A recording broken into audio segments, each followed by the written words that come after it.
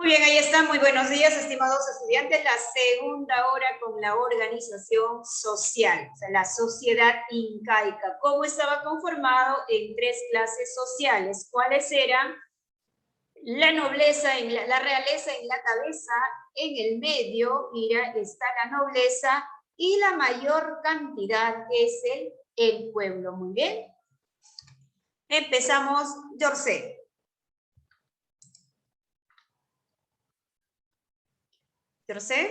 En la sociedad incaica existieron diversos grupos sociales: la realeza, la nobleza y el pueblo. A su vez, al interior de cada grupo podemos encontrar varios sectores, pero la base de la organización socioeconómica de los incas fue el ayllu. Fue una familia extensa o familia unidas por diversos. Como sabemos, el ayllu no fue una creación de los incas.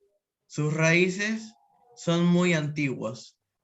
Su origen se remonta al periodo incaico, cuando los pobladores andinos adoptaron la costumbre de vivir en grupos. Muchas gracias, Yorcé. Muy bien. Dice que el ayllu aparece en el periodo arcaico. Acuérdense ya del periodo arcaico, ¿ya? Muy bien. Cuando las personas se unieron, formaron grupos, y eso era la familia, ¿ya? En el periodo arcaico, ¿correcto? Ahí viene del origen del ayllu, ¿correcto? El ayllu significa familia, ¿ya? Es una familia nuclear. Entonces, empezamos. Dice que en la sociedad incaica existieron diversos grupos sociales. ¿Cuáles son? Ahí está, la realeza, la nobleza y el pueblo, ¿correcto? A su vez, dice, al interior de cada grupo, como por ejemplo en la realeza, ¿quiénes estaban? Está, por ejemplo, el Inca, que era el hijo del sol, llamado Zapa Inca o Inti-Pachuri. La Coya era la esposa principal. El Auqui, el príncipe heredero, el sucesor del Inca, ¿correcto? Ahí está. En la nobleza, en el otro grupo, la nobleza se va a dividir en 2 grupos. La nobleza de sangre, que exclusivamente la familia de los incas, miembro de los incas, que llaman los panacas, y nobleza de privilegio. En este caso, en esta nobleza de privilegio, ya no son familia de los incas, sino que de repente personas que por algún mérito van a conseguir algún privilegio, de repente alguna recompensa. En la nobleza de sangre, que es la familia de los incas exclusivamente, están ¿quiénes? Hijos, ¿ya? De los incas, ¿no? Solteras, casadas, etc. Muy bien, la ñusta era la hija soltera. Por ejemplo, ustedes son las ñustas, ¿no? Muy bien, la paya era la hija casada, Inga era el hijo casado, Piwi era la esposa secundaria del Inca, ¿ya? Y la concubina también era, por ejemplo, como Piwichu y así sucesivamente. Entonces, hay todo lo que es el miembro de los incas, es familia de lo que es la nobleza de sangre llamada panacas, ¿correcto? En la nobleza de privilegio, el sector se divide en advenediza, que eran los curacas, ya sabemos quiénes eran los curacas, ¿no? Jefes de la familia. Por algún mérito, de repente, ellos se van a ganarse este privilegio, tener ciertos privilegios.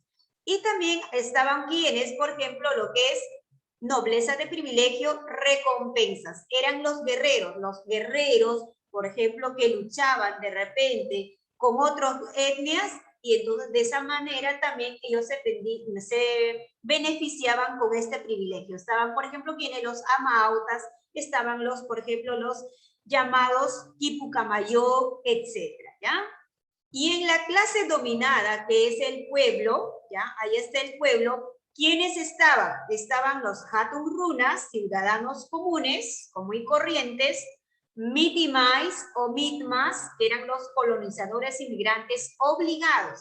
O sea que iban de un lugar a otro lugar. El Inca que decía, ustedes ahora se van a ver a San Juan de Miraflores y ustedes tienen que enseñar todas las costumbres de los incas. Y ellos tenían que ir, ¿no? Terminaban de colonizar, iban a otro lugar. Ya, ahora te vas de repente a Ayacucho, muy bien, de Ayacucho te vas de repente a Cusco y así sucesivamente. Los yanaconas eran como una especie de servidores perpetuos, servidores para lo que es toda la vida del Inca, ¿no? Servía a lo que es a la realeza y a la nobleza. Prácticamente los yanaconas pertenecían al Estado Inca. Los pinacunas o los piñas, su nombre mismo dice piñas, eran esclavos de cocales en la selva alta. ¿Qué quiere decir? Que estas personas eran esclavos y finalmente lo mandaban a la selva para trabajar pues en el campo y finalmente sembrar, ¿no?, los cocales, la hoja de coca que para ellos era la base también de su remedio, ¿no?, natural, como era como una especie de medicina. Ahí está, entonces todos ellos van a tributar, ¿no? Por lo que van a trabajar y todo su trabajo a quién le van a entregar a la realeza y a la nobleza. Hablamos de cada uno de ellos. Ahí está, la nobleza de sangre. Andrea Campos. ¿Sí? Sí, empieza Andrea. La nobleza de sangre. La nobleza de sangre estaba conformada por los nobles cusqueños que pertenecían a alguna de las panacas, que eran las familias o grupos de parentescos conformadas por los descendientes de un inca. Continúa, todo, hijo. Los españoles los denominaron orejones, porque para diferenciarse del resto de la población llevaban unas enormes orejas. Fueron los funcionarios del Tahuantinsuyo. Se encargaban de las tareas que se relacionaban con el poder, como visitar los ayllus a fin de actualizar la información demográfica de cada uno de ellos para conocer las posibilidades de obtención de mano de obra, administrar la producción, organizar el culto y fiscalizar a la gente. La panaca principal de la élite estaba integrada por el Inca, la Coya y sus respectivos hijos. Muy bien, muchas gracias. Como estaba en el cuadro, en el famoso pirámide, la nobleza de sangre, también era solamente toda la familia de los incas. Y por lo tanto, ellos dicen que llevaban pues los famosos aretes grandes, pesantes de oro, y por eso sus orejas se iban alargando. Entonces, los españoles le denominaron los orejones. Entonces, fueron, ¿qué cosa? Los funcionarios también del Tahuantinsuyo, porque eran también autoridades, ¿no? ¿Quiénes son? Estamos hablando todo lo que los hijos de los incas, familiares, sobrinos y así sucesivamente. A ver. Antonio Zapata Ruiz. La nobleza de privilegio.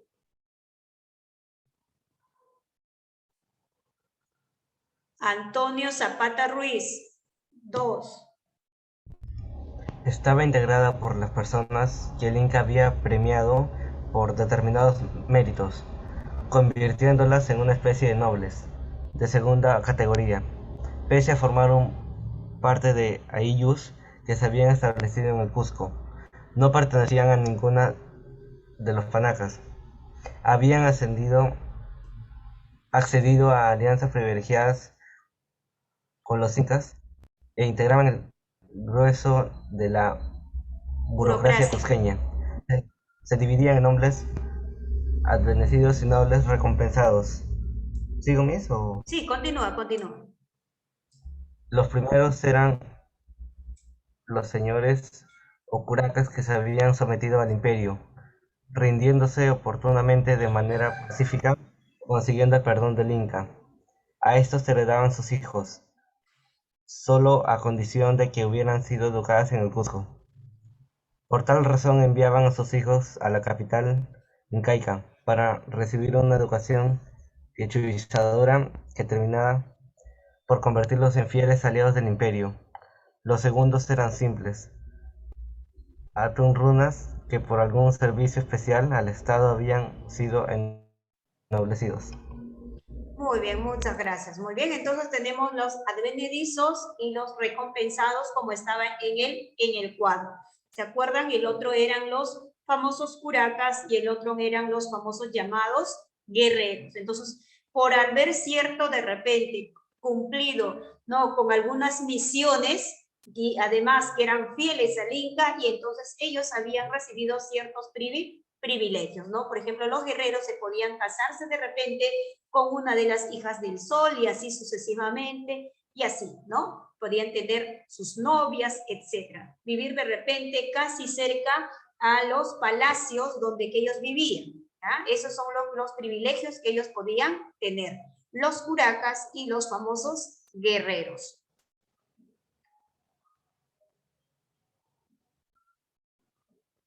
Ahí está. En conclusión, ahí está, número 2, la organización social que acabamos de hablar, ver los famosos pirámides y hablamos, muy bien. Dice el número 1, la famosa llamada realeza. Muy bien, Valeria, Nathaniel. La realeza. Hemos dicho que en la realeza estaba ¿quién? El Inca, la Coya y el famoso llamado Elauqui. Muy bien, ya sabemos qué cosa es el Inca, llamado también Inti Pachuri, Sapa Inca, hijo del sol, que era la máxima autoridad del imperio del Tahuantinsuyo. ¿Se acuerdan? Tanto está en la parte política, en la parte económica, en la parte social, en la parte encabezado por todo. Muy bien. La esposa es como la primera dama, ¿no? La esposa es oficial del Inca, no tenía que ser su hermana, pero sí un pariente del Inca, ¿ya? El hijo Elauqui, ya saben qué cosa es Elauqui, pues no tenía que ser el primogénito, o sea, el primer hijo, ¿no? Sino que tenía que ser el más fuerte, el más hábil, el más inteligente, ¿correcto?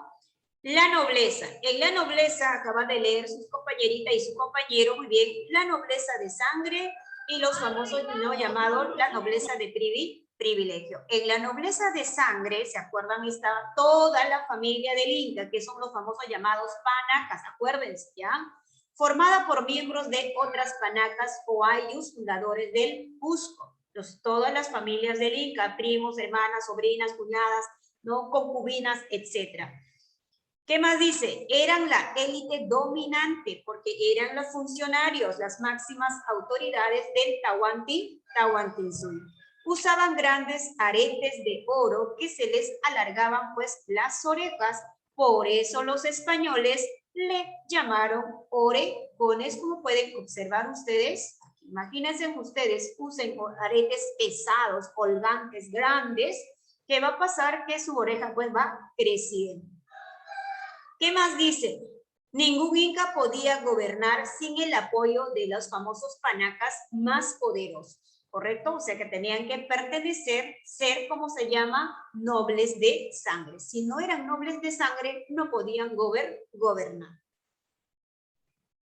Nobleza de privilegio, eran dos, ¿se acuerdan? Advenedizos y recompensados. Y por lo tanto dice que formaban por los señores y gobernantes de los pueblos aliados o sometidos pacíficamente. Es como por ejemplo que a mí el Inca de repente me ha ganado en una batalla, entonces ¿qué hago? Que yo tengo que someterme al Inca porque he perdido a mis soldados, he perdido de repente, ¿no?, algunos privilegios y por no perder ese privilegio yo tengo que obedecer al Inca, ¿no? Parecido. ¿Qué más dice? Por personas que el Inca designaba, ¿no? Entonces recibían algún mérito o algunas acciones que le distinguían a estas personas. ¿Qué más está? El privilegio. Estaba el famoso llamado Quipucamayo. ¿Quién es el famoso Quipucamayo? El que contabilizaba los quipus, el que sabía descifrar los quipus, el que sabía leer los famosos quipus. Esos quipus son especie de cuerditas, ¿se acuerdan cuando hablamos de la Nazca por ahí creo que vemos, ¿no? Los amautas eran los maestros que enseñaban a los hijos de quién, a los hijos de la nobleza de sangre y la reales. Los amautas son los maestros, los profesores. Los sumos sacerdotes que rendían culto al dios sol, ¿ya? Los sumos sacerdotes son los famosos que rendían culto a sus dioses, de Anampacha, de Caipacha y de Ucupacha. Ucupacha para ellos es el infierno. Ahí está el pueblo, ¿se acuerdan el pueblo, no? El pueblo es la mayoría. El pueblo llamado pues también el Ayu o Ayucas, ¿ya? El pueblo llamado el Ayu o Ayucas, ¿muy bien? Entonces empieza Carlos Sánchez.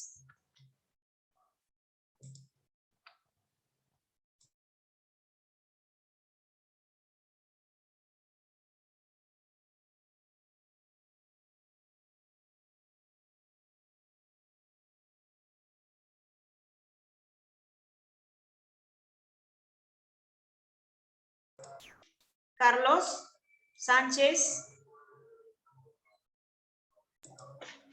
Por el profesora. Ya, José Alexander, muy bien. Ya que Carlos le voy a poner falta. Fuerte, Vilela, por favor. Profesor, ¿es el pueblo de organización o es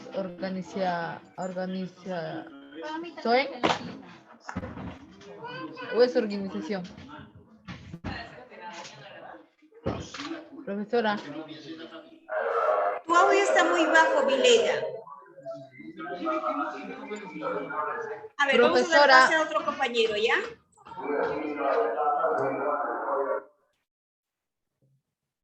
A ver. Profesora, ¿me escucha? Ahora sí. El pueblo de organización en Ayllus fueron una familia extensa a un conjunto de familias nucleares donde todos eran parientes y se encontraban unidas por diversos vínculos.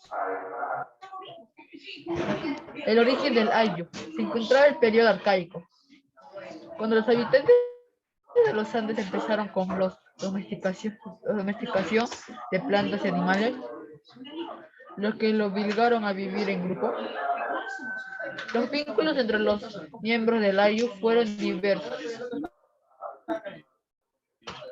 El del parentesco, que estaba dado porque todos los reconocían como parientes debido a que tenían un antepasado común. Muy bien, excelente, Vilela. Muy bien, ahora sí apaga tu micro, hijo. Muy bien, el pueblo. El pueblo va a estar conformado por el Ayllu o Ayucas. Muy bien. ¿Quiénes eran? Familia de familias. Era un conjunto de familias, ¿no? Nucleares, donde que todos eran parientes. Muy bien. Y por lo tanto podía estar vinculados por parentesco de sangre, del pueblo, de religión y así sucesivamente. El pueblo lo que tenía que trabajar ¿para quién? Para los nobles y para la realeza. ¿A través de quiénes? ¿Quiénes estaban en el pueblo? ¿Quiénes conformaban? El famoso llamado Hatunrunas, Mitimais, los Yanacuna y los Piñas. ¿Se acuerdan el cuadro? Ahí está. Los Hatunrunas, muy bien. Los Hatunrunas lo va a leer Edu Tolentino. Edu Tolentino. Los que no responden simplemente le voy a poner falta. Igual que a, por ejemplo, a Carlos Sánchez. Sánchez acabó de colocar falta.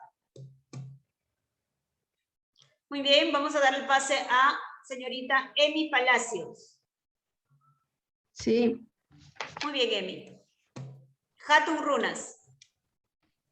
Se traduce como hombres grandes, conforman la mayoría de la población del Tahuantinsuyo, eran los miembros de Ayllus, tributan al Estado por medio de la mita, forma de trabajo indispensable para la marcha del gobierno. Constituían la enorme fuerza de trabajo que era utilizada por el Estado Inca en una serie de actividades.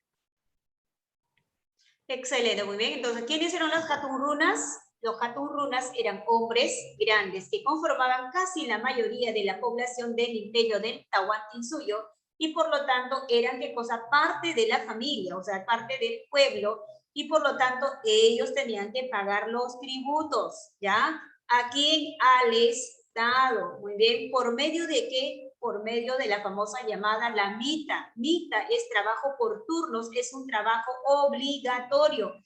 Ya pues, algunos podían trabajar en la cultura, agricultura, algunos de repente construyendo templos, algunos en las minas, y así sucesivamente, y era un trabajo obligatorio y muy cruel también, ¿correcto? Los famosos mitimais o mitmacunas, ¿ya? Los mitimais o los mitmacunas fueron grupos de personas que eran enviados desde sus lugares de origen a otros lugares, ¿ya? O sea, de un lugar a otro lugar. ¿Para qué? Para poder cumplir tareas o misiones que les había encargado el Inca, ¿no? Para que ellos podían de repente enseñar las costumbres, sus tradiciones a estos pueblos. Eso era su misión, sus funciones de los mitimais. Pero sin embargo, ellos eran hombres libres. ¿Por qué? Porque no perdían su familia, su reciprocidad, su parentesco. O sea, prácticamente eran empleados, pero empleados libres. Mientras que los yanaconas, ¿no? Fueron los sirvientes del Estado. En cualquier momento el Inca podía, por ejemplo, acceder al servicio de los yanaconas. Entonces, en ciertos casos tuvieron a las condiciones de siervos perpetuos. O sea, como una especie, ¿no? Que todo el día tú tienes que permanecer al lado de tu amo, como se dice. Pero los yanaconas no eran libres, ellos sí perdían porque los yanaconas eran perdonados de repente, pues porque habían hecho algunos de repente actos ilícitos, ¿no? De repente eran algunos rebeldes, mentirosos, de repente habían robado, entonces les había perdonado el Inca, ¿no? La vida, y de esa manera ellos tenían que servir. Pues por eso se acuerdan, en el incanato no se podía mentir, no se podía robar, no se podía mucho menos ser ocioso o flojo, porque el castigo era cruel. Si te encontraban robando, simplemente pues te cortaban las manos o te quemaban las manos. Y, por ejemplo, si eras mentiroso, ¿qué hacían? Simplemente te cortaban la lengua. Imagínate que cortan la lengua, ya no puedes ni hablar, etc. Y ellos perdían todo vínculo con la familia, o sea, no había esa reciprocidad. Entonces, en cualquier momento, los incas podían disponer de su trabajo, ¿ya? Los piñas o los pinacunas, ¿se acuerda que estaban el último de color amarillito en el pirámide? Durante el Tahuantinsuyo dice que se denominó pinas, ¿ya? O pinacunas, que eran llamados esclavos, quienes generalmente fueron prisioneros de guerra. Es como, por ejemplo, que yo he quedado prisionera y entonces, por lo tanto, yo me voy a someter a ¿qué? Al Inca, pues a obedecer al Inca, a donde que me manda, pues por lo tanto voy a ser toda mi vida esclavo hasta mi muerte, ¿correcto? Así era en el imperio del Inca, del Incanato. Los piñas, ¿dónde trabajaban? En la selva. Ustedes saben que en la selva trabajar es muy duro. Muy bien. Entonces, si alguien podía morir, nadie reclamaba su cuerpo. Finalmente, ahí está en conclusión el otro cuadro. De lo mismo que hemos leído, ahí está el pueblo. El pueblo estaba conformado por ¿quiénes? Por los Hatunrunas, por los Mitimais, por los Yanaconas y por los esclavos. Los Hatunrunas ya eran, ¿qué cosa? Masas campesinas agrupadas en ayllus que vivían del trabajo agrícola, muy bien, sometidos también al tributo en fuerzas de trabajo, la mita, trabajo por turnos, ¿ya? La mita. Los Mitimais, ¿ya? Eran poblaciones trasplantados según las necesidades económicas o estratégicas del Tahuantinsuyo. O sea, ¿qué quiere decir? Que el Inca pues enviaba de un lugar a otro lugar. O sea, podía ser enviados a colonizar regiones recién conquistados. ¿Para qué? Para implantar sus costumbres. Si eran rebeldes, se les trasladaba cerca del Cusco, pero no perdían los vínculos con su familia. Si ellos se rebelaban, entonces estaban monitoreados por el Inca. Si no eran rebeldes, entonces podían mandar lejos porque saben que nos iban a escapar. Los yanaconas o los yanas, ¿no? Eran sirvientes perpetuos y hereditarios. O sea, sus hijitos, sus nietitos o bisnietos también tienen que ser sirvientes de quién? De los incas, ¿no?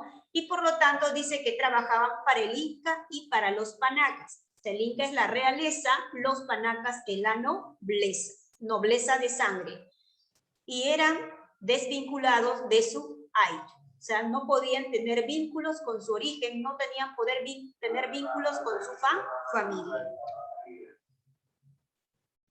Y para concluir, ¿qué era el ayllu? ¿Se acuerdan el ayllu? Ahí está, el ayllu es la familia, ¿ya? Familia es la base de la sociedad incaica. Y por lo tanto, el ayllu, ¿se acuerdan? Estaban unidas por vínculos de sangre, familia, ¿no? Económicas, la misma actividad que ellos realizaban porque trabajaban, territorial, ¿no? Vivían en el mismo lugar. ¿Qué más? Totémica, predicaban la misma religión, ¿correcto? Ahí está. Muy bien, entonces hasta aquí terminamos, queridos estudiantes. La próxima clase tenemos, ¿qué cosa? Práctica acerca de estos temas, de la organización social, política y el origen del Tahuantinsuyo la próxima clase. Ustedes saben que yo no dejo tarea, todo es práctica en hora de clase. De esta manera yo veo quién participa y quién no participa. ¿Correcto, chicos? Entonces, la próxima clase, atentos. Desde el origen del Tahuantinsuyo, la organización económica y la organización social. No dejo tarea porque si dejarlo tarea es como, porque puedo dejar muchas tareas, pero ustedes van a estar ahí en la computadora, pegar, copiar, etc. En caso de las prácticas, si quiero ustedes, al ver de repente, si no ven el video, van a ver de repente algunas informaciones y de esa manera ustedes van a trabajar, ¿no? Alguito se les va a quedar muy bien cuando ya están en quinto de secundaria, porque este tema van a tocar nuevamente en quinto de secundaria.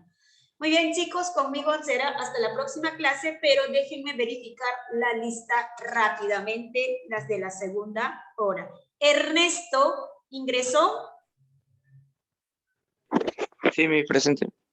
Muy bien, Ernesto ingresó, correcto, muy bien. La primera hora tiene falta. Después ingresó Calderón, Mendoza. Calderón. No ha ingresado Calderón. Muy bien, ¿qué pasó con Calderón, Jimenita? ¿Algún problema de repente? Muy bien. El resto sí lo tengo registrado, en excepción a los niños que lo he retirado de la clase, ¿no? Falta le he puesto, ¿ya? Ya saben quiénes son, que tienen que justificarse por lo menos a través del chat. Bendiciones, chicos, cuídense.